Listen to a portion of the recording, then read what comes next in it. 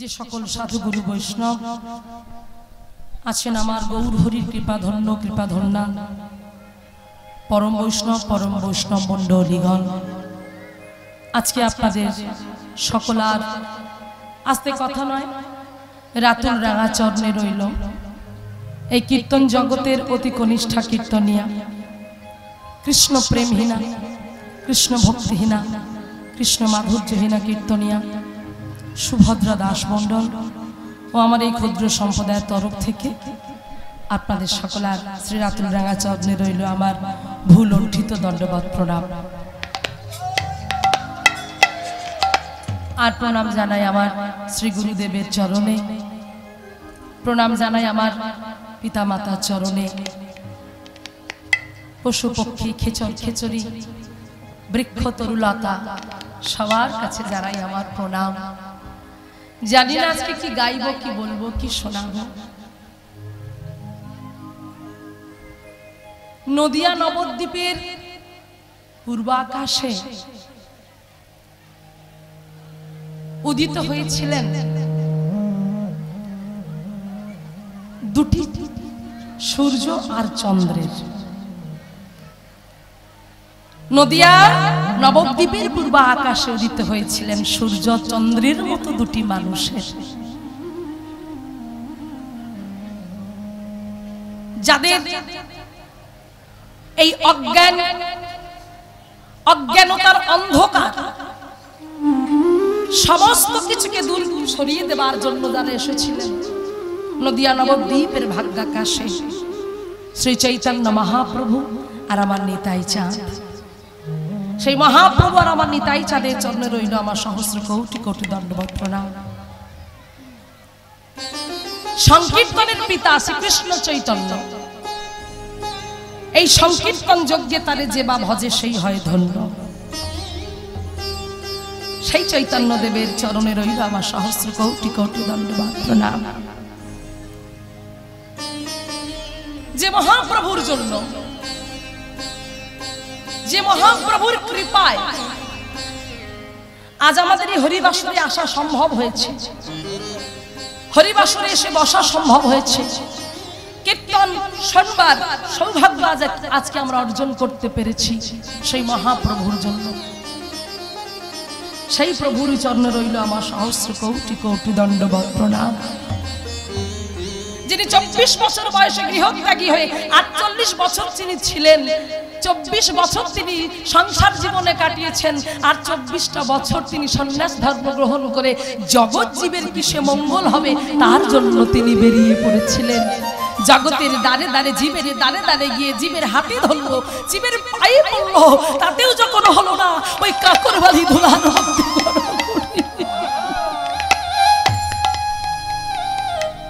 একবার কৃষ্ণ বলো, একবার হরি বলো, একবার কৃষ্ণ বলো। কারণ মহাপ্রভু জানতেন এই কলির জীবের মুক্তির উপায় একটাই। সত্য যুগের মতো এদের পরমায়ু নাই, ত্রেতার মতো এদের পরমায়ু নাই। সত্য যুগের যে পরমায়ু 1 লক্ষ বছর। সত্য যুগের মানুষের তপস্যা করবার শক্তি ছিল, ধ্যান করবার শক্তি ছিল, ধৈর্য ছিল, কিন্তু কলিজীবের তা নাই। কলিজীব করবে কি করে? তাদের পরমায়ু যে সবার থেকে কম, সবার থেকে কম। তাই সত্য যুগের মতো ওরা তপস্যা করতে পারবে না, ওদের পরমায়ু 1 লক্ষ বছর। ত্রেতা যুগের পরমায়ু 10,000 বছর। তারা তপস্যা করেছে, যাগযজ্ঞ করেছে। দাপর যুগের পরমায়ু ছিল 1000 বছর। তারা পূজার্চনার মাধ্যমে ভগবানকে পেয়েছে। কিন্তু কলির জীব যাদের আয়ু 100 বছর সঠিক তাও নয় বাবা, ধার ধর করা বয়স নেই, আমাদের বেঁচে থাকতে হচ্ছে। সঠিক 100 বছর কিন্তু নয়। এখন কজন 100 বছর বেঁচে থাকে বলুন বাবা? হ্যাঁ, কবার হয় না। জোর 60-70 বছর বাঁচতে পারে, তার ওপার কিন্তু আর যায় না। তাহলে মহাপ্রভু চিন্তা করছে এরা কি করে মুক্তি পাবে, এদেরকে মুক্ত করতে গেলে, এদের মুক্তির উপায় বের করতে গেলে একটাই করতে হবে, সেটা হলো সত্যযুগের মতো তপস্যা নয়, ত্রেতার মতো যাগযজ্ঞ নয়, দাপরের মতো পূজা অর্চনা নয়, শুধুমাত্র কলিযুগে। বাবা বলছে কলিযুগ বহু দোষের, এই কলি বহু দোষের, কিন্তু দোষের হলে কি হবে বাবা? বলছে এই কলি যুগ যেমন দোষের, এই কলি যুগের মতো যুগ আর অন্য যুগে হবে না। মহাপ্রভু নিজে বলে গেলেন এই কলি যুগের মতো যুগ আর তুমি দ্বিতীয় পাবে না। কারণ এই কলি যুগে তোমাকে কোনো কষ্ট করতে হবে না, কোনো কষ্ট করতে হবে না। কারণ কলিযুগে হেমদণ্ড বাহু তুলে শুধু একবার বদন ভরে যদি বলতে পারো হরে কৃষ্ণ কৃষ্ণ কৃষ্ণ হরে হরে, সবাই মিলে একবার হেমদণ্ড বাহু তুলে বলেন হরে কৃষ্ণ হরে কৃষ্ণ কৃষ্ণ কৃষ্ণ হরে হরে হরে রাম হরে রাম রাম রাম হরে হরে হরে হরে। একবার বদন ভরে হরি নাম উচ্চারণ করতে পারলে তুমি মুক্তি পেয়ে যাবে। তাহলে ভেবে দেখুন বাবা, একবার যদি একবার আমরা বদন ভরে হরি নাম বলতে পারি, সেই জন্যই তো মহাপ্রভু বললেন বাবা, কলিযুগের ধর্ম হলো নাম সংকীর্তন, চারি যুগে চারি ধর্ম জীবেরও কারণ। অতএব কলিযুগে নাম যজ্ঞ সার, আর কোন ধর্ম কইলে তুমি না হইবে পার। এই কলিযুগে নাম সংকীর্তনই হলো পরম ধর্ম। রাত্র দিনে নাম লাও খাইতে শুইতে, ইহার মহিমা বেদে নাহি পারি দিতে। শোনো মিশ্র, কলিযুগে নাই তবে যজ্ঞ, যে জানে কৃষ্ণ ভজে সেই মহাভাগ্য। সাধিতে সাধিতে যাবে প্রেমাঙ্কুর হবে, সাধ্য সাধন বস্তু জানিবে সে তবে। তাই যে মহাপ্রভুর জন্য আজকে হরিবাসরে আপনারা এসে বসেছেন, আমার মতো অভাগিনী, আমার মতো কাঙালিনী, যার অন্তরে কৃষ্ণ প্রেম না, যার অন্তরে কৃষ্ণ ভক্তি না, যার অন্তরে কৃষ্ণের প্রতি ভালোবাসা না, ভগবানের চরণে কেমন করে চন্দন তুলসী দিতে হয় যে মেয়েটা জানে না, ভগবানকে কেমন করে নিজের করতে হয় যে মেয়েটা জানে না, ভগবানকে কেমন করে প্রেমের ডোরে বাঁধতে হয় যে মেয়েটা জানে না, আজকে সেই অভাগিনী এসেছে আপনাদের কাছে বাবা। তাই কৃপা করে, করুণা করে আপনারা যদি আমাকে আপনাদের চরণধুলি দেন, সেই চরণধুলি শিরোধার্য করে আজ বলবো আমি হরি কথা কৃষ্ণ কথা। কারণ এই হরি কথা কৃষ্ণ কথা বলার মতো শক্তি আমার নাই। তিনি আমার মাধ্যম দিয়ে যতটুকু বলিয়ে নেবেন আমি ততটুকুই বলবো বাবা, তার বেশি বলবার মতো আমার কোনো ক্ষমতা নাই। কারণ আমরা সবাই জানি একটা গাছের শুকনো পাতাও যদি খসে পড়ে সেটাও যে আমার ভগবানের ইশারায় বাবা। এই গতকাল আমাদের আসার কথা ছিল কিন্তু আসতে পারলাম না, দুর্যোগের জন্য আমাদের কীর্তন হলো না, আর আপনাদের মতো সাধু সঙ্গ আমারও হলো না। কিন্তু মহাপ্রভু কত করুণাময়, কত দয়াময়, দেখুন তিনি জানেন এই জগৎ, এই গ্রামবাসীবৃন্দ তারা যে আমার জন্য অপেক্ষা করে আছে। এই গ্রামবাসীবৃন্দ তারা একটা বছর ধরে অপেক্ষা করে থাকে যে প্রভু কবে তোমার কাছে আমরা যেতে পারবো। কারণ আমাদের এই তৃষিত হৃদয়টা, এই মায়াবদ্ধ জীব, আমরা হরি কথা বলতে পারি না, চলে গেল আমাদের হৃদয়, আমরা ভাবতে পারছি না। এই সশরীরের চাপে পড়ে হা কৃষ্ণ হা গোবিন্দ বলে ডাকতে পারি না। যদি গ্রামবাসীবৃন্দ মিলে অপূর্ব সুন্দর করে একটা হরি সভা নির্মাণ করে, সেই সভায় গিয়ে শত শত ভক্তের সমাবেশ হবে, আর হরি সেখানেই তো তুমি থাকো, যেখানে তোমার গুণকীর্তন হয়, যেখানে তোমার নাম হয়, সেখানেই তো তুমি থাকো। তাই সংসারের চাপে পড়ে আমরা পারি না, ওই হরিবাসরে বসে যদি আমাদের তৃষিত হৃদয়টা শীতল করতে পারি, তবেই তো আমরা ধন্য হতে পারবো। সেই আশা, সেই আকাঙ্ক্ষায় আজ আপনারা প্রত্যেকে হরিসভায় ছুটে এসেছেন। যাই হোক, মহাপ্রভু কৃপা করেছেন আপনাদের প্রতি। সব ঝড় দুর্যোগ পেরিয়েও আবার আমরা যে একত্রিত হতে পেরেছি সেটাই যে মহাপ্রভুর কৃপায়। জানি না বাবা আজকে কতটুকু গাইব, কতটুকু বলবো, আপনারা আশীর্বাদ করেন। আপনাদের চরণধুলি শিরোধার্য করে নিতাই চাঁদের কৃপা করুণা নিয়ে আজ শুরু করব আমাদের লীলা কথা।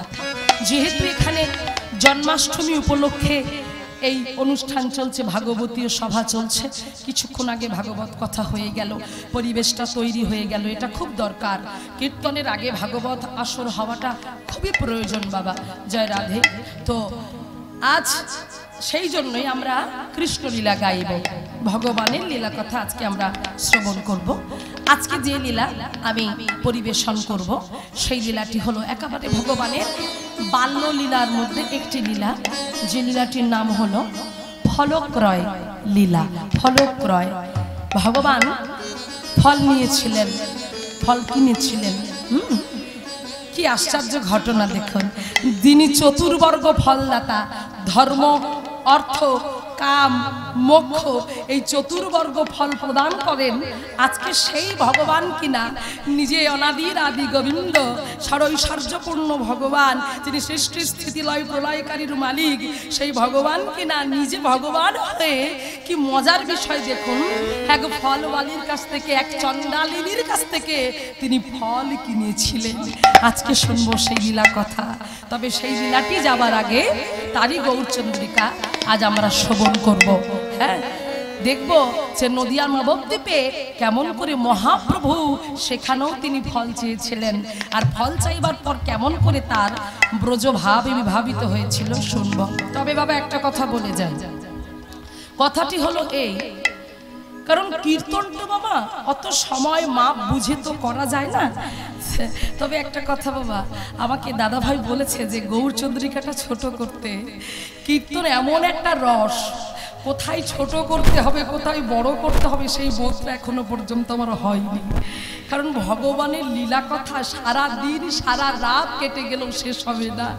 তারপরে আবার গৌর হরির কথা, কারণ যে গৌর হরির কথা আমরা ছোট করে শুনতে চাইছি সেই গৌর হরি কি বলেছেন বাসুদেব গো, যদি গৌরাঙ্গ না হইতো কেমনে হইতো, কেমনে ধরিতাম দে শ্রীরাধার মহিমা, প্রেম রস সীমা জগতে জানাই তো কে। কি গো মায়েরা, যে রাধা রাধা রাধা রাধা আমরা করছি, তা আমার গৌর যদি না আসতো আজ কি আপনারা এই হরিসভায় এসে বসতে পারতেন? রাধার প্রেমটা কি আপনারা জানতে পারতেন? আমরা কেউ জানতে পারতাম না। তাহলে সেই গৌর হরির জন্য, সেই মহাপ্রভুর জন্য, সেই চৈতন্য মহাপ্রভুর জন্য, যিনি জীবের সুপ্ত চেতনা অর্থাৎ ঘুমন্ত চেতনাটাকে জাগরিত করবার জন্য যিনি এসেছিলেন, সেই মহাপ্রভু, সেই গৌর হরির কথা যদি আমরা একটু না শুনি তাহলে যে বড় অপরাধ হয়ে যাবে গোমা। তাই চলুন আমরা গৌর হরির কথা শুনতে শুনতে আমরা লীলার মধ্যে প্রবেশ করব। তাই লীলার নাম হলো ফলক্রয় লীলা, নামটা মনে রাখবেন, ফলক্রয় লীলা। জয় রাধা। তারই গৌরচন্দ্রিকা আমরা শ্রবণ করব। তো মায়েরা একটু জোর করে উলুধ্বনি দেবেন। বাহ, হরি বল হরি বল, আনন্দ আনন্দ মহানন্দ, হরি বল হরি বল। আহা, কি সুন্দর উলুধ্বনিতে ভরে গেল। এই তো ভক্ত গো, এসে শুদ্ধ দেখছি, মানে যখন আমরা এলাম কি সুন্দর কীর্তন হলো, তারপর ভাগবত অনুষ্ঠান হলো, এখানে যে ভক্তের সমাবেশ সেটা দেখেই বোঝা যাচ্ছে। হ্যাঁ, তাই চলুন আমরা শ্রবণ করি। জয় রাধে। সচির অঙ্গনে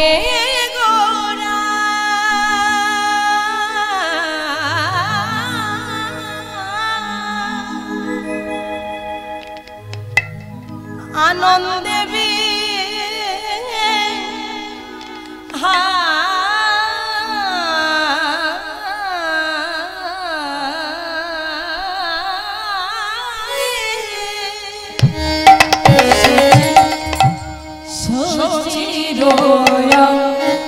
গনে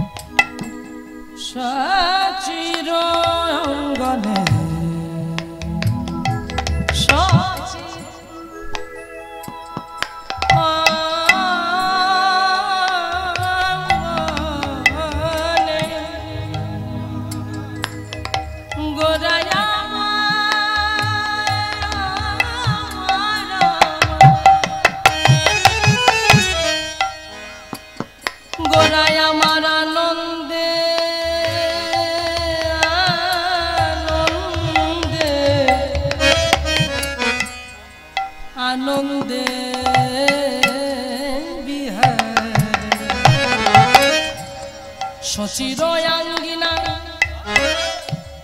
ছোট্ট নিমাই সর্বঙ্গে তার ধুলো মাখা। সেই মায়ের আঙ্গিনা মানে কি মা? উঠান। মায়ের উঠানে ধুলো মাখা অবস্থায় কি করছে ছোট্ট নিমাই? সেই উঠানে খেলা করছে।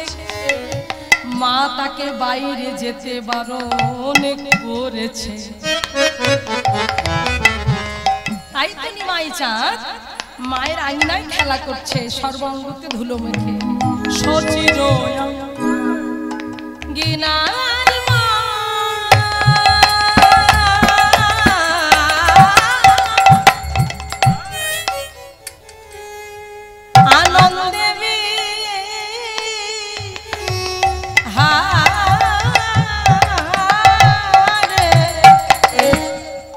শচির আঙ্গিনা মাঝে আনন্দে বিহার। মায়েরা মহাপ্রভু ছোটবেলাটা শুনেছেন? মহাপ্রভু ছোটবেলায় কেমন ছিল? খুব শান্ত ছিল, খুব দুষ্টু ছিল। মহাপ্রভু খুব দুষ্টু ছিলেন। কেমন দুষ্টু না, মা তাকে বাইরে যেতে দিচ্ছে না একটাই কারণে, কারণ মার কাছে এরকম কত যে নালিশ এসেছে তা ঠিক না। জানো বাবা, ওই সুরধনী গঙ্গায় যে সমস্ত সাধুগুরু বৈষ্ণবরা স্নান করে তারা জলে দাঁড়িয়ে দাঁড়িয়ে সূর্যদেবকে প্রণাম করতেন, আহ্নিক করতেন, ছোট্ট নিমাই কি করতো? যেই দেখতো যে কখন বৈষ্ণবরা উঠবে, ডুব দিয়ে থাকতো। যেই দেখছে উঠে সূর্যদেবকে প্রণাম করছে, তখন সেই ছোট্ট নিমাই মুখের মধ্যে জল নিয়ে পুরি করে ওই সাধুগুরু বৈষ্ণবের গায়ে ছিটিয়ে দিত। এ তো ভালো নয়। দিন দিন নিমাই আরো চঞ্চল হয়ে উঠেছে। নানা শচীকে তো বলতে হবে যে শচী তোমার ছেলে দিন দিন চঞ্চল হয়ে যাচ্ছে, দুষ্টু হয়ে যাচ্ছে, এর একটা কিছু করতেই হবে। এর জ্বালায় তো আমরা দেখছি নবদ্বীপ ছেড়ে চলে যেতে হবে। মাগো সবাই যদি শচী মাতাকে গিয়ে নালিশ করে, হ্যাঁ গো মা, মায়ের কি ভালো লাগে? সব সময় যদি বড়রা এসে নালিশ করে মায়ের তো ভালো লাগে না। তাই মা মনে মনে চিন্তা করলেন যে আমি আমার ছেলে নিমাইকে আমি আর বাইরে খেলতে পাঠাবো না। এই নিমাই, সন্তকে বলি তোকে আমি আর বাইরে যেতে দেব না। মা, তাহলে আমি কোথায় খেলা করব? বলে খেলা যদি করতেই হয় তবে তুই এই আঙিনায়, এই উঠানেই তুই একা একা খেলা কর। তোর যত রকম খেলতে ইচ্ছে করে তুই খেলা কর, কিন্তু তোর বাইরে যাওয়া হবে না।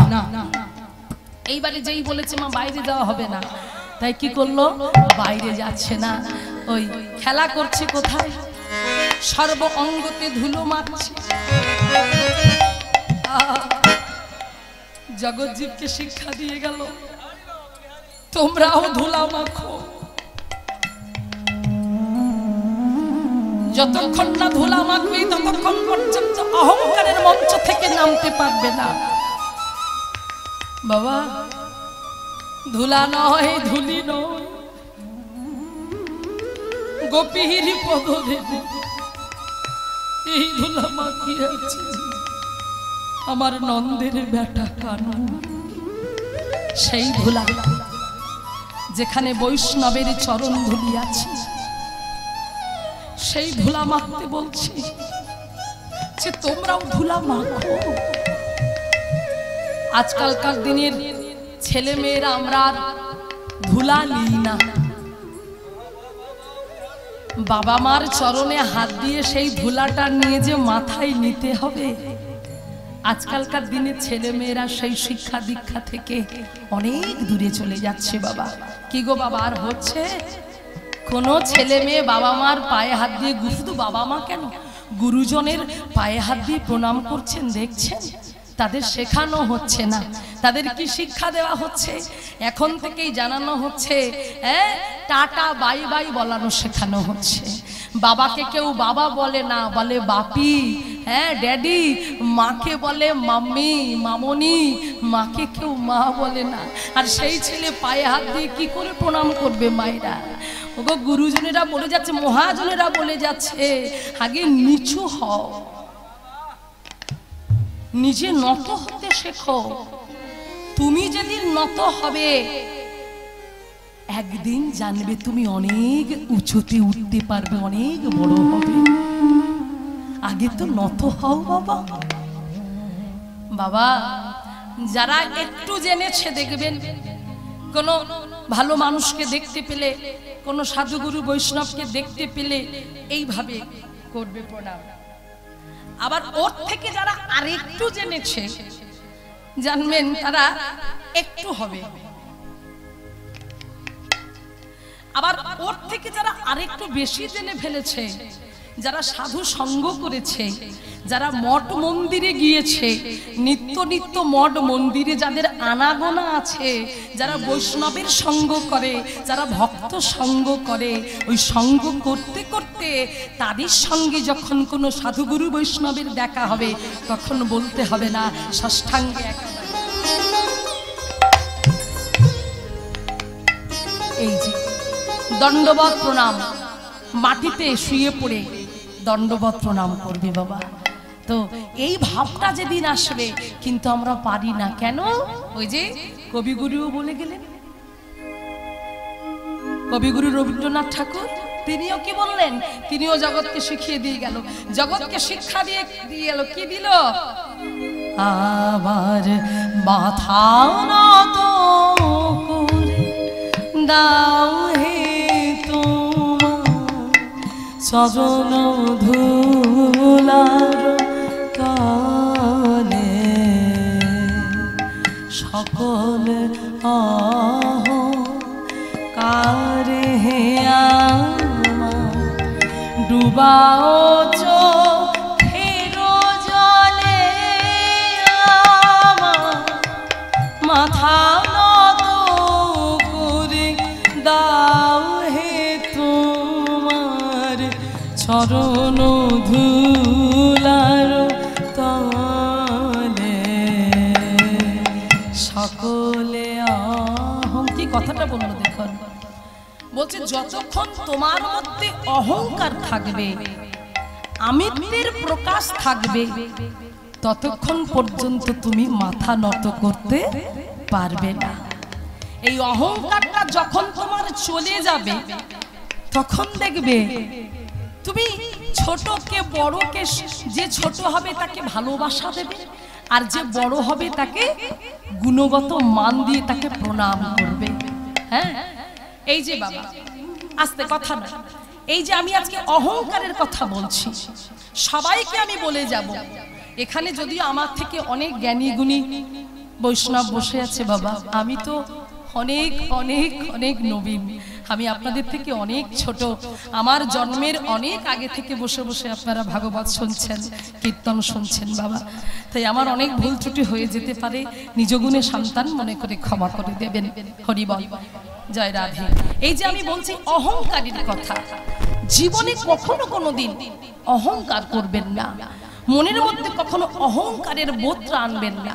কারণ ভগবান দুটো জিনিস সহ্য করতে পারেন না, সেটা হচ্ছে এক অহংকার, আর এক হচ্ছে ভক্তের চোখের জল। ভক্তের চোখের জল আমার ভগবান সহ্য করতে পারেন, এই দুটো জিনিস। অহংকার হয়েছিল বাবা, একটু শুনুন মায়েরা, কথা প্রসঙ্গে আমি কথাগুলো বলবো, একটু মন দিয়ে শুনবেন।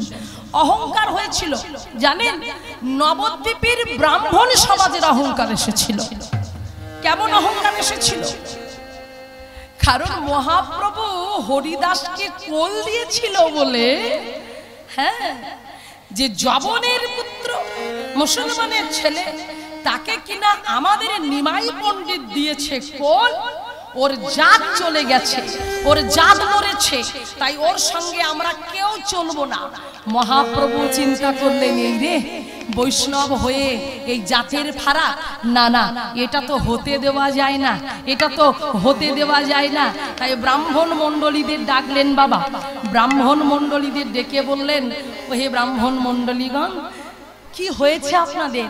বলছে, শোনো নিমাই, তুমি যবন, ওই যবনের ছেলে হরিদাস এখন হরিদাস হয়েছে, সেই হরিদাসকে তুমি কোল দিয়েছো, তাই তোমার জাত মরেছে। তাই মহাপ্রভু হাসতে হাসতে বলছেন যে গো ব্রাহ্মণ মণ্ডলীগণ, আমার তো জাত মরেছে, তা কি করলে আমার জাত আবার বেঁচে উঠবে? ভালো করে শুনবেন মায়েরা, কথা কেন গো আস্তে কথা বলবেন না, তাহলে বুঝতে পারবেন না। একটু চেপে চেপে বসো, একটু হ্যাঁ একটু সরে সরে বসো, জায়গাটা তো খুবই হ্যাঁ খুব শর্ট জায়গা, একটু বসো। যদিও আধ ঘন্টা পরে খালি হয়ে যাবে, প্রসাদের ব্যবস্থা আছে, তো অসুবিধে কিচ্ছু নাই। তো যতক্ষণ না মানে আমাকে এসে বলেন, যতক্ষণ না আমার অর্ডার আসে যে এটা বলে দাও, ততক্ষণ পর্যন্ত একটু ঠাসাঠাসি হবে আর কি, তারপর প্রসাদ পেলে একটু হালকা হবে। জয় রাধে। তো মায়েরা একটু মন দিয়ে শুনবেন। তাহলে এবারে কি হলো, মহাপ্রভু ব্রাহ্মণ মণ্ডলীদের জিজ্ঞেস করলেন যে হে ব্রাহ্মণ মণ্ডলীগণ, আপনারা বলুন কি করলে আমার জাত বেঁচে উঠবে? তো তখন ব্রাহ্মণরা বললেন, শোনো নিমাই, তুমি যদি তোমার জাতকে বাঁচাতে চাও তাহলে তোমাকে 100টা ব্রাহ্মণকে নিমন্ত্রণ করে সেবা করাতে হবে। শুধু সেবা নয়, প্রতিটা ব্রাহ্মণকে তোমাকে দিতে হবে একটা করে সোনার থালা, সোনার বাটি, সোনার গ্লাস। মহাপ্রভু বললেন বেশ ঠিক আছে। মহাপ্রভু মনে মনে চিন্তা করছে, গো ব্রাহ্মণ মণ্ডলীগণ, বৈষ্ণবের আবার কোনো জাত হয়? হ্যাঁ, সেটা আমি বুঝিয়ে দেব তোমাদের, এসো তোমরা। তাই নিমন্ত্রণ করলেন সমস্ত ব্রাহ্মণ মণ্ডলীদেরকে। আর যখনই নিমন্ত্রণ করলেন, পরের দিন সমস্ত ব্রাহ্মণ নদিয়া নবদ্বীপ থেকে সমস্ত ব্রাহ্মণ মণ্ডলীগণ আজ নিমাই পণ্ডিতের বাড়িতে এসেছে। কই গো নিমাই পণ্ডিত, আমরা এসেছি, কই দাও দাও দাও, তেল দাও, আমরা মাথায় তেল মেখে ওই সুরধনী গঙ্গা থেকে স্নান করে আসি, দাও তেল দাও। মহাপ্রভু বলছে আচ্ছা ঠিক আছে। সঙ্গে সঙ্গে মহাপ্রভু সুরধনী গঙ্গাকে বললেন, সুরধনী তুমি শুকিয়ে যাও। যেই বললেন সুরধনী তুমি শুকিয়ে যাও, এমন সময় কি হলো দেখুন মাইরা, সেই ব্রাহ্মণ মণ্ডলীগণ তাড়াতাড়ি করে ওই নিমাইয়ের কাছ থেকে তেল নিয়ে মাথায় মেখে তারা ওই সুরধনী গঙ্গায় গিয়ে যে ডুব দিতে যাবে, ওমা গিয়ে দেখছি সুরধনী গঙ্গার জল শুকিয়ে গেছে, তাহলে স্নান করব কোথায়? তাহলে কি আমাদের স্নান হবে না? নিমাই পণ্ডিতের কাছে ছুটে গিয়ে বলছে, নিমাই নিমাই কি সর্বনাশ হয়ে গেছে, সুরধনী গঙ্গায় গেলাম, গিয়ে দেখছি ওখানে এক ফোঁটাও জল নাই, জল শুকিয়ে গেছে, তাহলে আমরা স্নান করব কোথায়, আমাদের কি হবে? তখন মহাপ্রভু বলছে, আচ্ছা ব্রাহ্মণ মণ্ডলী একটা কথা বলবো, কিছু মনে করবেন না। বলছে না না, কি করলে স্নানটা করতে পারবো সেটা আগে বলে দাও। বলছে একটা জায়গায় আছে, সেটা কোথায় না? বলছে হবিউল্লাহর পাতকুয়ায়।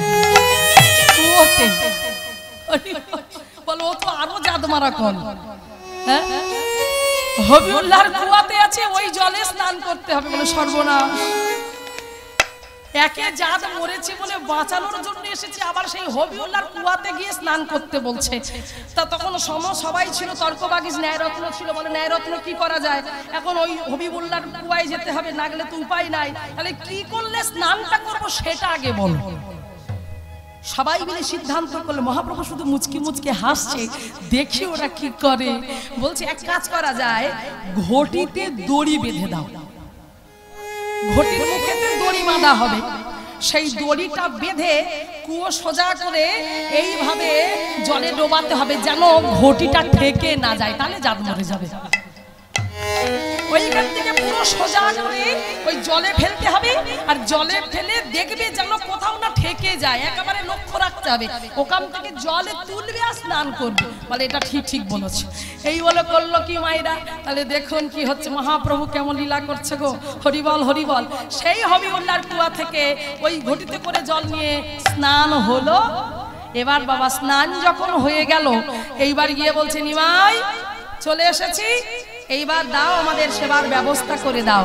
বলে আসুন আসুন, সব ব্যবস্থা হয়ে আছে, আসুন। ও বাবা নিয়ে গেল কোথায় জানেন? নিয়ে গেল উনান তৈরি, শুকনো কাষ্ঠও তৈরি রেডি আছে, চাল ডাল তরি তরকারি সব মরিচ মশলা সব আছে, শুধু রন্ধন করে নিতে হবে। কারণ আমার জাত মরেছে, আমি ছুলেও তো আপনারা পাবেন না, তাহলে ওর থেকে এক কাজ করুন, আপনারা নিজেরাই রন্ধন করে সেবা করুন। নিমাই, তুমি কি আমাদের সঙ্গে মশকরা করছো? আমাদেরকে নিমন্ত্রণ করে তুমি আমাদের অপমান করছো। এত বড় সাহস তোমাদেরকে দিয়েছে। বলে কেন ব্রাহ্মণ মণ্ডলীগণ, আমি তো শুনেছি ব্রাহ্মণদের মুখে আগুন জ্বলে। ব্রাহ্মণদের তখনকার দিনে ব্রাহ্মণদের মুখে আগুন জ্বলত। তারা মনে করলেই আগুন জ্বালিয়ে তারা রান্নার কাজ করে নিত। তাহলে আপনারা তো ব্রাহ্মণ মণ্ডলী, আপনাদের মুখ থেকে কেন আগুন জ্বলবে না? আপনারাও আগুন জ্বালিয়ে নিন। শোনো নিমাই, ওগুলো তখনকার দিনে হতো, এখন আর ওসব হয় না। আর এখন ওই মুখ থেকে আগুন টাগুন জ্বলে না। বলে কে বলেছে আগুন জ্বলে না? হরিবল, এই কথার মধ্যে ধ্যান দেবেন বাবা মায়েরা। বলছে মহাপ্রভু বলছে, কে বলেছে আগুন জ্বলে না গো? আগুন যে জ্বলে, আগুন জ্বলে, আগুন জ্বলে। কি করে আগুন জ্বলে? বলে শোনো নিমাই, কেউ যদি এই উনানের কাছে এসে ফু দিয়ে আগুন জ্বালিয়ে রন্ধন করে, আমরা কথা দিলাম তার হাতের রন্ধন আমরা সেবা করব।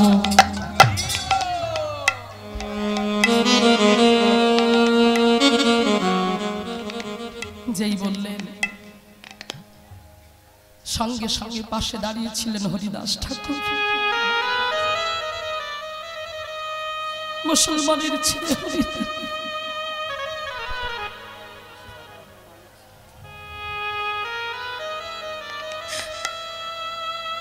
3 লক্ষ নাম জপ শেষ না হওয়া পর্যন্ত যিনি জলস্পর্শ করত না,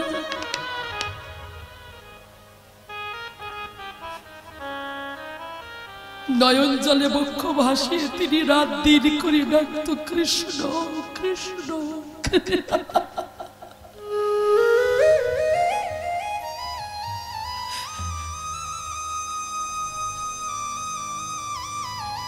মায়েরা, এই যে হরিদাস ঠাকুর 3 লক্ষ নাম জপ করত, কোনদিন খোঁজ নিয়ে দেখেছেন? আমরা তো হিন্দু সনাতন ধর্মের মানুষ। 3 লক্ষ নামটা কেন তিনি জপ করতেন? কিসের জন্য করতেন? কে বলেছেন ওনাকে অত পরিশ্রম করতে? কে বলেছেন 3 লক্ষ নাম জপ রোজ করতে? ভেবে দেখুন, আমরা ভাবি না কিন্তু এমন করি। আমরা সকালবেলা উঠে বাজারের ব্যাগটা হাতে নিয়ে বাজারে গিয়ে কোনটা টাটকা টাটকা সবজি সেগুলো ভালোবাসতে জানি, তার হিসেবটা নিতে জানি, আজকে কি দিয়ে রান্না করব, খেয়ে কে কি ভালো বলবে না বলবে। কিন্তু যারা ভক্ত হয় তাদের চিন্তাধারাটাই সব থেকে আলাদা বাবা, সম্পূর্ণ আলাদা, কল্পনা করতে পারবেন না। হরিদাস ঠাকুর 3 লক্ষ নাম জপ করতেন কেন জানেন? 1 লক্ষ করতেন জগৎ জীবের মঙ্গলের জন্য। আমরা ভগবানের নাম করতে পারি না, সবাই না। ভগবানের কাছে যাওয়ার আমার সবাই না। আবার করতে করতে আমার ছেলে আমার মেয়ে ব্যাংক ব্যালেন্স টাকা জমাতে জমাতে ভগবানের কাছে যাবার মতো আমাদের সময় নাই। তাই হরিদাস ঠাকুর কত চিন্তা দেখুন, জগৎ জীবের মঙ্গলের জন্য ওরা কখন করলো না করলো, কি করলো, ভগবান ওদের যেন মঙ্গল হয়, আমাদের মতো পতিতদের মঙ্গলের জন্য 1 লক্ষ তিনি নাম করতো জগতের মঙ্গলের জন্য। আর 1 লক্ষ করতেন আমার অনাদি আদি গোবিন্দের জন্য, আর 1 লক্ষ করতেন তিনি নিজের জন্য। এই হলো 3 লক্ষ। সেই হরিদাস ঠাকুর পাশে দাঁড়িয়ে নয়ন জলে বক্ষ ভাসিয়ে কাঁদছে। মহাপ্রভু ডাক দিলেন, মুসলমানের ছেলে হরিদাস, এসো মোর পাশ।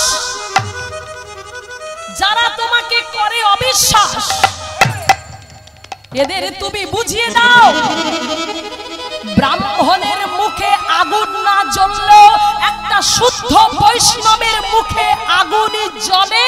তার ভক্তি, তার শ্রদ্ধা, তার ভালোবাসায় নিতাই গৌর প্রেমানন্দ একবার হরি হরি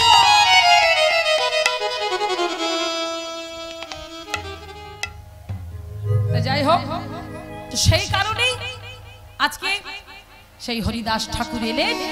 হরিদাস ঠাকুর যখন ফু দিয়ে একবার হরিবল বলে যখন বাবা ফুটা দিলেন, দেওয়ার সঙ্গে সঙ্গে উনান জ্বলে উঠল। আর সেই উনানে রন্ধন হলো, সেই হরিদাসের হাতে রন্ধন, সেই রন্ধনে বৈষ্ণব মণ্ডলী সেবা করলেন। এই জন্য বাবা অহংকার জীবনে করবেন না, অহংকার করলে জানবেন তার পতন আছে। আর ওই জন্যই আজ মহাপ্রভু জগজ্জীবকে শিখিয়ে দিয়ে গেল, সচির অঙ্গনে গোরা আনন্দে বিহারে। আনন্দে বিহার করছে, কিন্তু বিহার করলে কি হবে? ওদিক থেকে আসছে কারা? মহাপ্রভু ছোট্ট নিমাইয়ের ছোট্ট ছোট্ট খেলার সাথী, তারা খেলা করছিল। নিমাই আজকে খেলতে যায়নি, খেলতে যায়নি বলে আজকে তারা খেলা করছে। কেমন করে? ওগো হেন কালে পথে ডাকে ফলে কে রে, ফলে হেন কালে পথে ডাকে ফলে নেবে কে রে,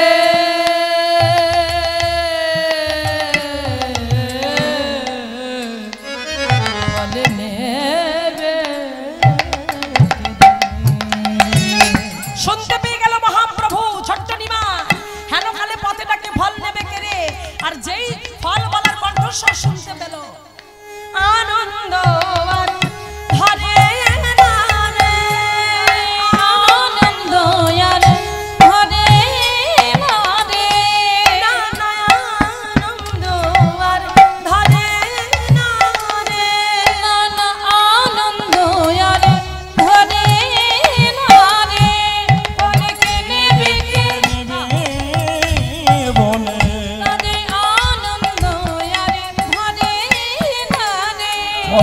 নেবে কে নেবে বলে, আনন্দ আর ঘরে নারে বড় আশা করে এসেছি, আনন্দ আর ঘরে না রে,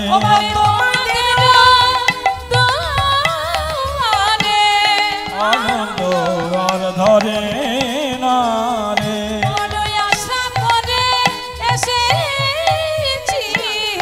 আনন্দ আর ধরে না রে, বড় আশা করে এসেছি, আশা করে এসেছি হে, বড় আশা করে এসেছি হে, আনন্দ আর ধরে না রে, বড় আশা করে এসেছি, আনন্দ আর ধরে না রে, বড় আশা করে এসেছি, আশা করে এসেছি, আশা করে এসেছি, আনন্দ আর ধরে না রে, হেন কালে পথে ডাকে ফলে নেবে রে, ফলে নেবে। তাই হেন কালে পথে ডাকে ফল নেবে কে রে। ছোট্ট নিমাই শুনতে পেল যে নদিয়া নবদ্বীপের পথ দিয়ে মাথায় ফলের ঝুড়ি নিয়ে এক ফলওয়ালা চলেছে বাবা। তবে বৃন্দাবনে ফলওয়ালি ছিলেন, এখানে দেখছি ফলওয়ালা মাথায় ফলের ঝুড়ি নিয়ে চলেছে। আর হাঁটতে হাঁটতে, ও মাইরা আমাদের পাড়ায় সবজিওয়ালা আসে না, ফলওয়ালা হেঁকে হেঁকে যায়, ভালো ভালো ফল আছে, মিষ্টি মিষ্টি ফল আছে, টাটকা টাটকা সবজি আছে। ঠিক তেমন করে ওই ফলওয়ালা মাথায় ফলের ঝুড়িটা নিয়ে যখন হাঁটতে হাঁটতে আসছে, মিঠা মিঠা ফল আছে, ভালো ভালো ফল আছে। শুনতে পেলেন ওদিকে ছোট্ট নিমাই খেলা করছিল না মায়ের আঙিনায়, খেলতে খেলতে শুনে নিয়েছে ওই ফলওয়ালার কণ্ঠস্বর। আর ওই কণ্ঠস্বরটা শুনে থাকতে পারলেন না ছোট্ট নিমাই।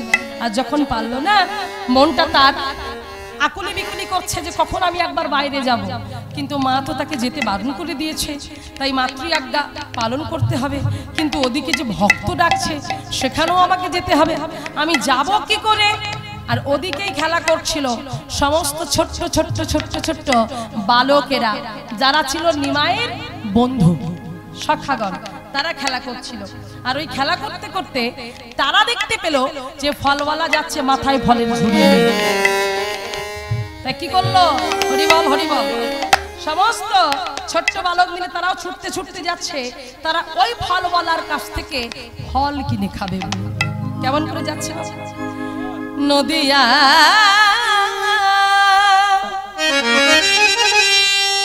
নদিয়া বালক সব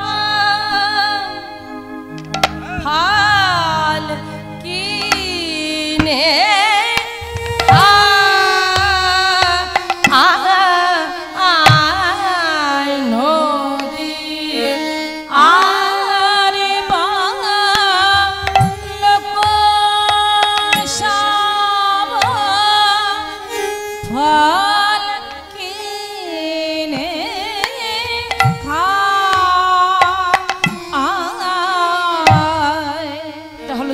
তাল বাবা।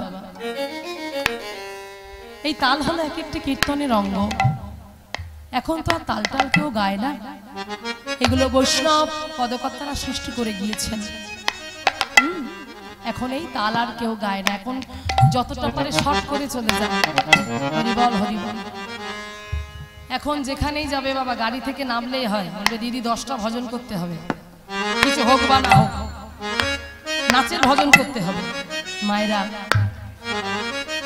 এগুলো গুরু ঘরে গিয়ে গুরু চরণ আশ্রয় করে এগুলো আমাদের জানতে হয়েছে বাবা, এগুলো আপনাদের আশীর্বাদ, হরিবল। তো সত্যি কথা বলতে আজ এই যে আমার ভাইরা এসেছে, ইউটিউব চ্যানেল থেকে এসেছে, বিভিন্ন চ্যানেল থেকে এসেছে, ইউটিউব হয়ে যেমন আমাদের অনেক সুবিধা হয়েছে মানুষের কাছে প্রচার প্রসার, আবার তেমন অনেকটা ক্ষতিটা হলো এই, এখন অনেক কীর্তনীয়রা আছে যারা গুরু ধরে গান না শিখে ইউটিউব ধরে গান শিখছে। ইউটিউব যাদের গুরু হয়ে গেছে, যারা কিছুই ভালো করে শিখছে না, কোনো রকম দেখতে শুনতে একটু ভালো হবে, একটু নাচা গানা করতে পারবে, কটা ভজন শিখে নিয়ে আসলে দাঁড়িয়ে গান করছে, এটা তো ঠিক নয় বাবা। জানতে তো হবে, কারণ না জেনে কিছু করা যাবে না, জেনে করতে হবে, এগুলো জানতে হবে। একটু আগে যিনি পাঠ করছিলেন আমি শুনছিলাম বাসা থেকে বসে বসে, যে এখন অনেক কীর্তনীয়রা উঠেছে, হ্যাঁ তারা নিজেরা জ্ঞান দেয় কিন্তু নিজেদের জ্ঞান দেয়। সত্যি ঠিক কথা বলেছে, হ্যাঁ একদম বাস্তব, ওনার সাথে আমি একদম একমত। কারণ এটা ঠিকই, এখন দেখুন তার পিছনে ছুটছে, তার পিছনে হ্যাঁ নারকেলের কটা ছিদ্র, হ্যাঁ কলা কি করে, কলা কোথা থেকে সৃষ্টি হলো, গরুর লেজ কেন কালো, এই সমস্ত এগুলো তত্ত্ব নয় তো, এগুলো গল্প কথা, এগুলো ছোট ছোট বই কিনতে পাওয়া যায়, সেগুলো পড়লেই বুঝতে পারবেন, এগুলো তো তত্ত্ব নয়। তত্ত্ব কোনগুলো? তত্ত্ব হলো বৈষ্ণব পদকর্তার পদ, বৈষ্ণবীয় পদাবলী, হ্যাঁ যেখানে পদকর্তাদের পদ লেখা, তারা কত কষ্ট করে মা সরস্বতী তাদের জিহ্বায় বসে তাদেরকে কৃপা করেছে, কৃপার মাধ্যম দিয়ে যারা জগতের কাছে বিলিয়ে দিয়েছে এই হরির নাম সংকীর্তন, পদাবলী সংকীর্তন আস্বাদন করতে বলে দিয়েছে। কত সুন্দর কথা। হ্যাঁ পদকর্তা বিনোদ ঠাকুরের, রাধা বিনোদ ঠাকুরের একটা পদ আছে, গোপীনা মম নিবেদন শুনো, গোপীনা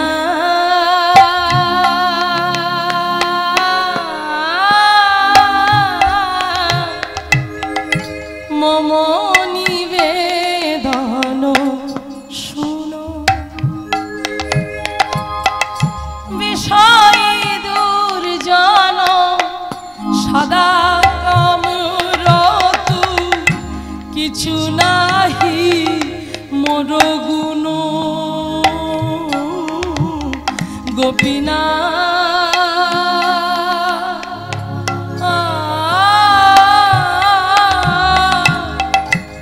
আমারও ভরসা তুমি, ওগো তোমারও চরণে লই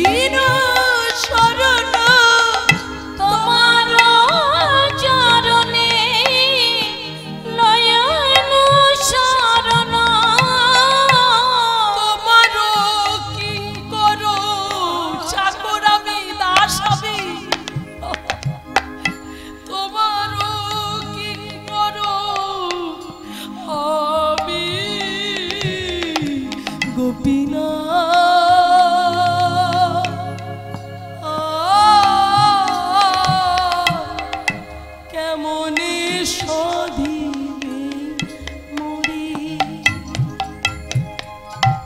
গোপীনা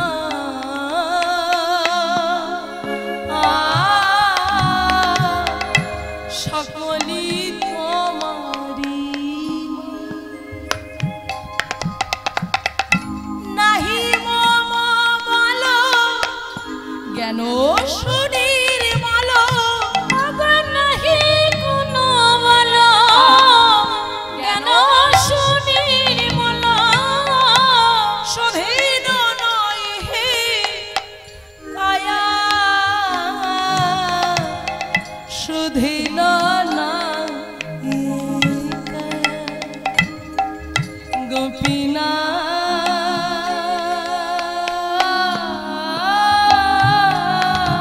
বলো না আমি কোন দোষে দোষী গোপীনা গোপীনা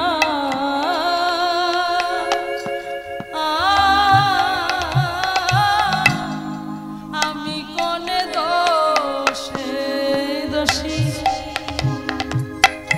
অসুর সকল পাইল চরণ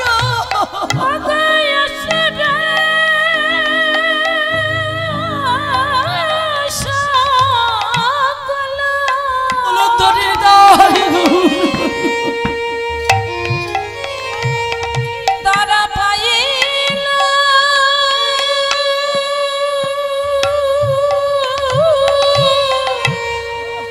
চরণ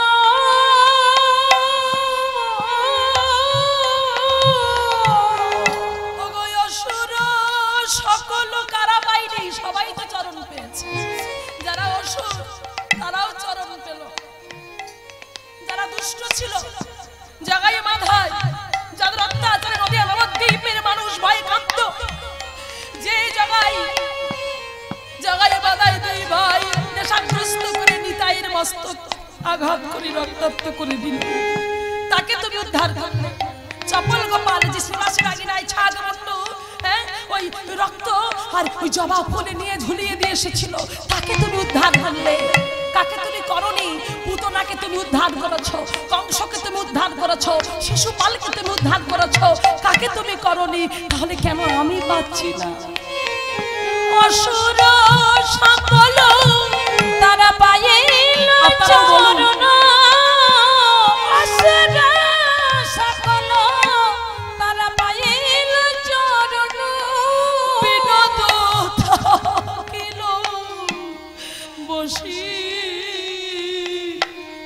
বিনোদ থাকিল বসি আবার অসুর সকল পাইল চরণ বিনোদ রইল বসি বিনোদ রইল বসি তোমার চরণে ছাড়া করো না গো তোমার চরণ ছাড়া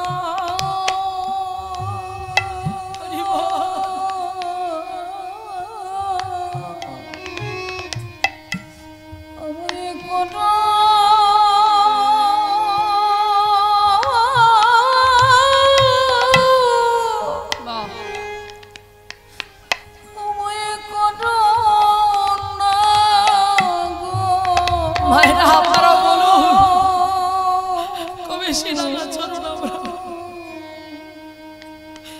আমায় ওই চরুনি আশ্রয় দাও গো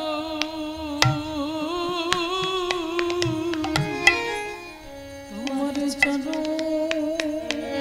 বাবা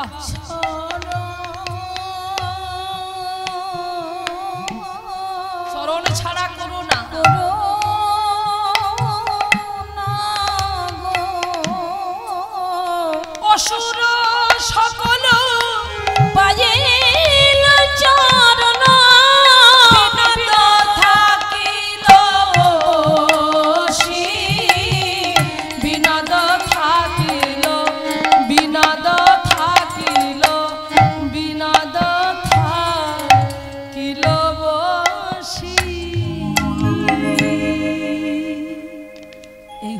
পদাবলী পদকর্তার পদ।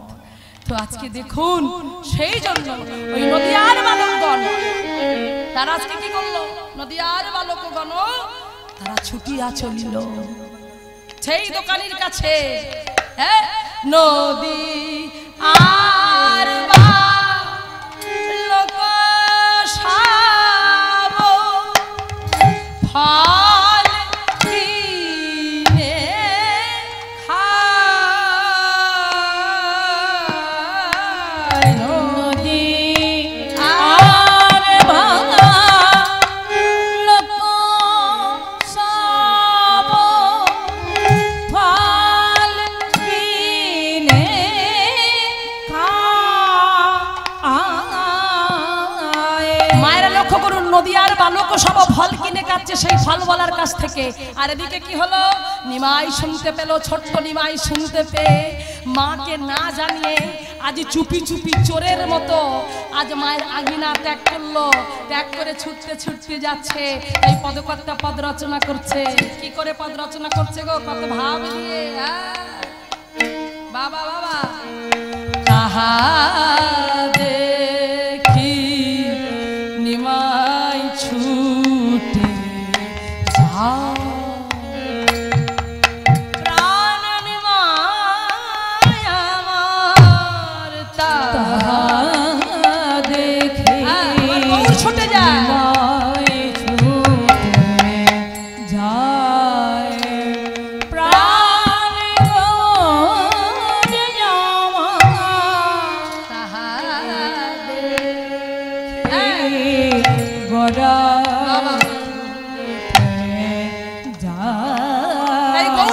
ছুটতে ছুটতে যাচ্ছে। আনন্দ আর ধরে না রে, আনন্দ আর ধরে না রে, না না আনন্দ ধরে না রে, আনন্দ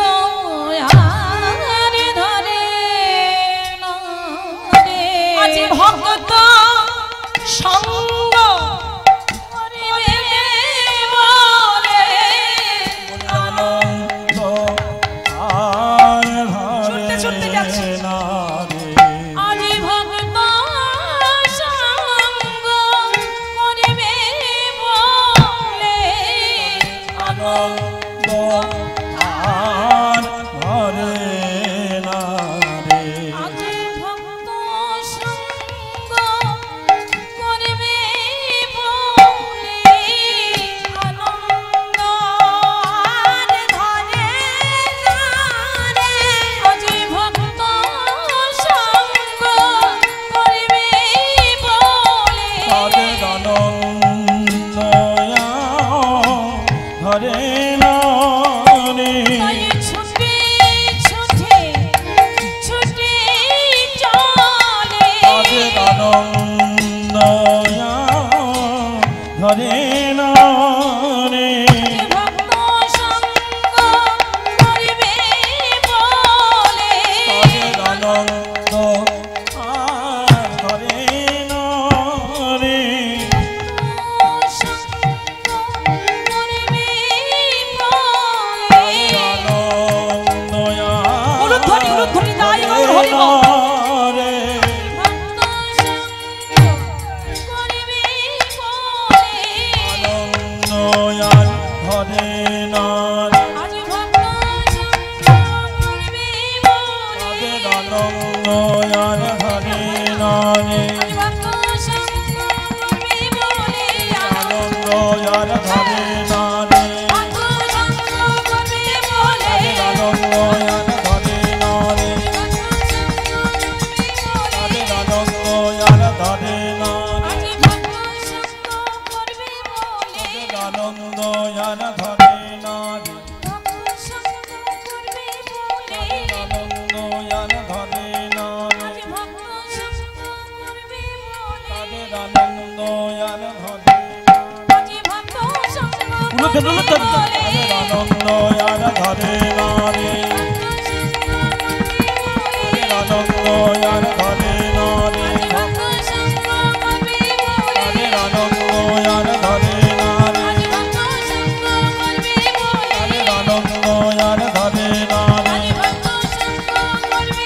তাদের আনন্দ আর ধরে না রে,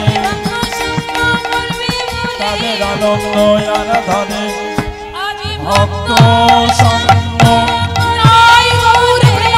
আনন্দ আর ধরে না রে, আনন্দ আর ধরে না রে,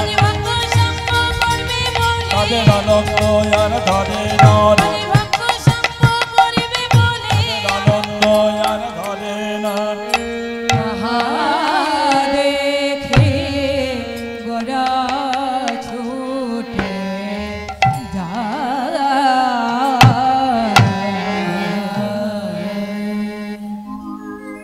স্টেজে হয় না গো মায়েরা, জয় রাধে, অনেক কিছু ব্যাপার থাকে তো, হ্যাঁ, যার জন্য খুব অসুবিধা হয়। তাহলে আজকে লক্ষ্য করে দেখুন বিষয়টা কি হলো। সেই জন্য মায়েরা তাহলে বুঝতে পারছেন, সেই ছোট্ট নিমাই ফলওয়ালার কণ্ঠস্বর শুনে আজ নিমাই ছুটতে ছুটতে চলে এলো কোথায় না, ছুটে এসে অনেকটা পথ তো ছুটতে ছুটতে এসেছে, ছুটে এসে দাঁড়িয়েছে কোথায়, ওই ভক্তের পিছনে, মানে পিছন দিকে দাঁড়িয়েছে, ফলওয়ালার পিছন দিকে দাঁড়িয়েছে। আর ফলওয়ালার পিছন দিকে দাঁড়িয়ে আলতো করে একবার শুধু বলে উঠলো, ফলওয়ালা, ও ফলওয়ালা, আমাকে দুটো ফল দেবে, দাও না ফল। কেন বললো মায়েরা? ব্রজভাব পুরাবের ভাবে ভাবিত হয়ে গিয়েছে আমার মহাপ্রভু। কারণ আমরা সবাই জানি দাপরে যিনি কৃষ্ণ, কলিযুগে তিনি তো গৌর সুন্দর, তাই আজকে সেই ভাবটা জাগরিত হয়েছে। আর যখন ভাবের প্রকাশ ঘটে গেল, পিছন থেকে গিয়ে ডেকে উঠল, ফলওয়ালা, আমাকে দুটো ফল দেবে। ফলওয়ালা চমকে উঠল, কে?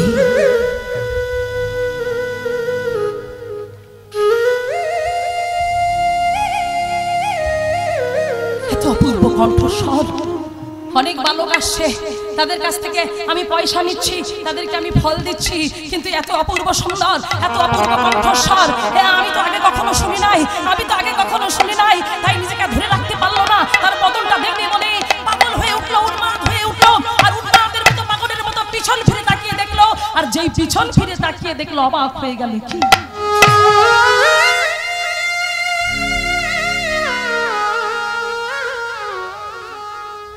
আমি কাকে দেখছি, আমি কাকে দেখছি? ওমা, তার সবকিছু যেন হরণ হতে শুরু করলো, তার সবকিছু জ্বালা যন্ত্রণা সবকিছু যা ছিল ভিতরে সব যেন হরণ করতে শুরু করলো, হরণ করতে শুরু করলো, থাকতে পারলো না। ওই দিঠিতে মিলালে দিঠি, সে জানে তোর মিঠি, আরে যদি জানবে কেমনে বাবা, যদি হয় যোগ কবু না হয় বিয়োগ, আর বিয়োগ হলে কবু না জিওবে। মায়েরা কত বলবো, এই দৃষ্টির সঙ্গে যদি কারো দৃষ্টির একবার মিলন হয়ে যায় না, আর তার বাহ্যিক জগতের কথা মনে থাকে না, বাহ্যিক জ্ঞান শূন্য হয়ে যায়। তাই কাছে এগিয়ে সেই নয়নটা ভগবানের নয়নের সঙ্গে যখন মিল হয়ে গেল, কাছে এগিয়ে এসে বলছে, কে তুই? আহা, কি চাঁদের মতো বদন, যে বদন পানে তাকালে যেন সকলে জ্বালা জুড়িয়ে যায়। কে তুই? কি নাম তোর বাবা? কোথা থেকে এসেছিস? বল, আমাকে বল, কি নাম তোর? পদকর্তা ভাবের খাতায় কলম দিয়ে বলছে। সেই গোরার মুখ পানে তাকিয়ে তাকিয়ে তিনি আজকে অবাক হয়ে গেলেন। গোরা মুখ দেখি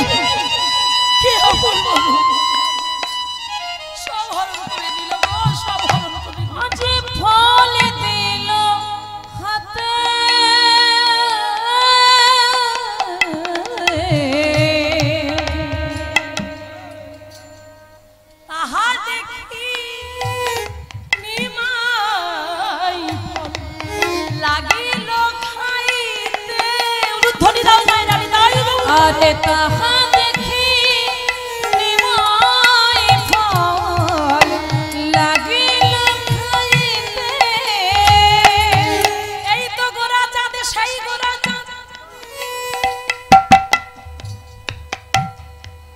আকাশের চাঁদ আমরা সবাই জানি ওই চাঁদে কলঙ্ক আছে মাগো। আকাশের চাঁদের একেবার অহংকার হয়েছিল।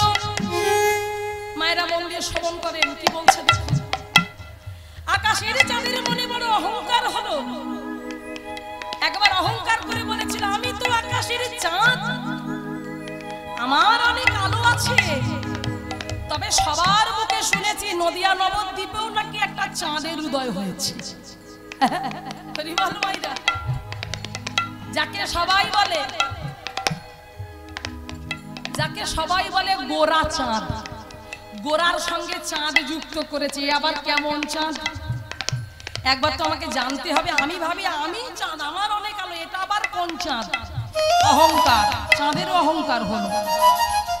সেই অহংকারে বশবর্তী হয়ে আজ আকাশের চাঁদ চিন্তা করলো আমি পরীক্ষা করে দেখবো ওটা কেমন চাঁদ, যাকে নিয়ে সবাই নদিয়া নবদ্বীপবাসীর এত মাতামাতি কিসের?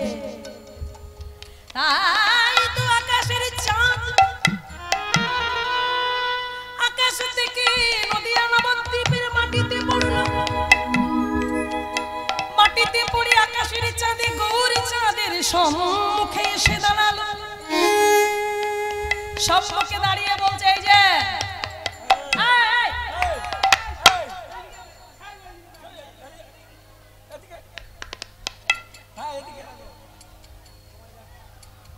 তোমাকে বলছো, তোমার নাম তো গৌর চাঁদ, তুমি তো গৌর। হ্যাঁ আমি। আচ্ছা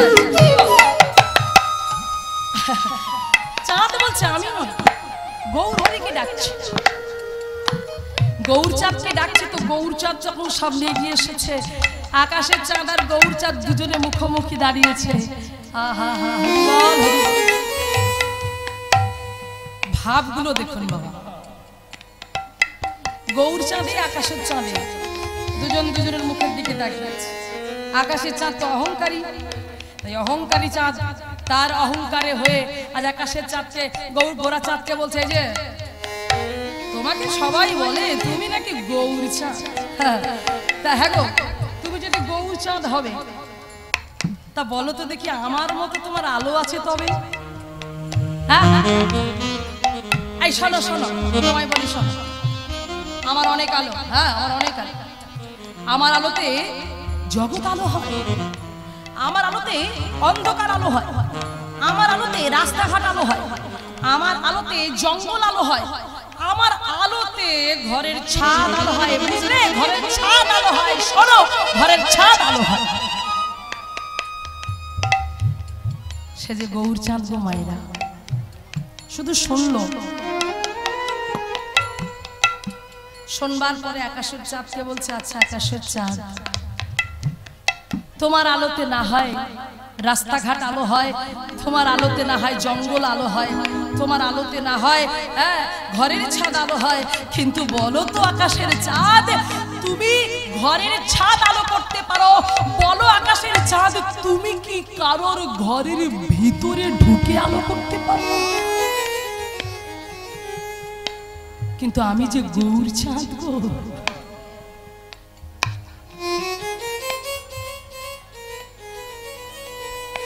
আমি যদি কোনো ভক্তি একবার হৃদয় ঘরে প্রবেশ করি, তার শুধু ভিতরটা আলো নয়, তার ভিতর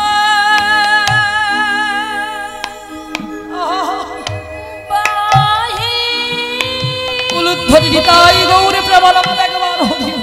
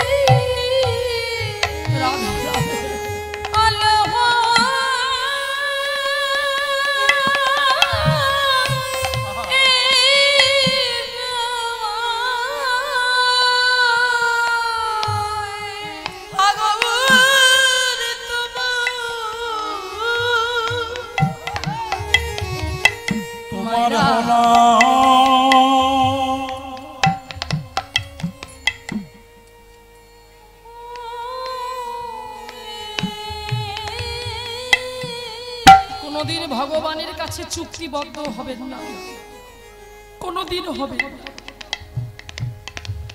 একটা কথা জানবেন বাবা, সে যে কৃপাময়, তোমাকে তোমার যতটুকু প্রাপ্য, যতটুকু প্রয়োজন তোমাকে সে দেবে। তার কাছে কোনোদিন চাইতে যেও না, তার কাছে চাইতে গেলে তোমার কম পাওয়া হবে বাবা। যতটুকু চাইবে ততটুকু হিসেব করে সে দেবে, কিন্তু সে তো তোমাকে ভরিয়ে দেবে বলে ঠিক করে রেখেছে, আমি ওকে ভরিয়ে দেব। কিন্তু আমরা তো মায়াবদ্ধ কামন্ধ জীব, আমরা মায়া করে চেয়ে ফেলি, হ্যাঁ চেয়ে ফেলি, ভুল করে চেয়ে ফেলি। আমাদের তো লোভ,